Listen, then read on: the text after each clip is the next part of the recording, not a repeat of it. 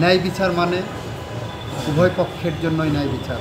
এই অপরাধের যদি বিচার না হয়, এই আসামিরা যদি খালাস পায়, তাহলে এই ধরনের অপরাধ আগামী প্রজন্মের সামনে আরও আসবে। ওনাদের মধ্যে ন্যূনতম কোনো অনুশোচনা নাই।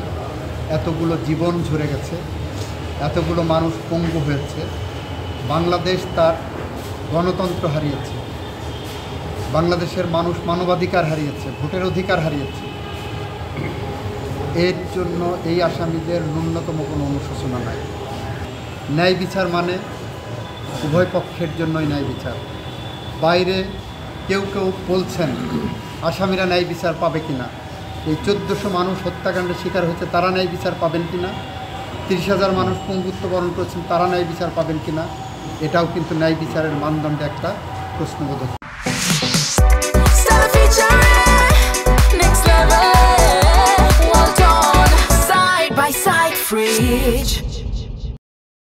এই মামলায় যে সাক্ষ্য উপস্থাপিত হয়েছে পৃথিবীর যে কোনো দেশের সাক্ষ্য আইনের মানদণ্ডে, এই সাক্ষীকে ওভাররুল করার, ফেলে দেওয়ার সুযোগ খুব কম।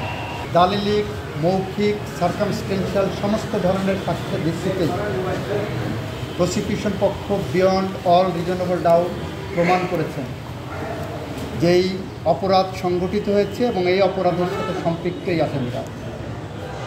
এবং আমরা বলেছি আইনে প্রেসক্রাইব সর্বোচ্চ যে শাস্তি আছে সেই শাস্তি আমরা চাই।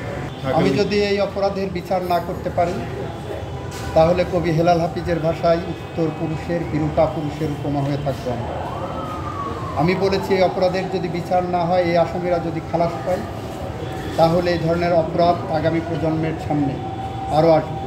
5 বছরের শিশু এভাবে গুলিবিদ্ধ হয়ে মারা যাবে, 10 বছরের আনাস গুলিবিদ্ধ হয়ে মারা যাবে, মুগ্ধ পানি বিতরণ করতে গিয়ে মারা যাবে, আবু সাইদ প্রতিবাদ করতে গিয়ে বুক চিতিয়ে বুকে রক্ত রাজপথে ফেলে দেবে। সুতরাং এইগুলো ভবিষ্যৎ প্রজন্মের রক্ষা করার জন্য এই ন্যায় বিচার অনেক বেশি জরুরি।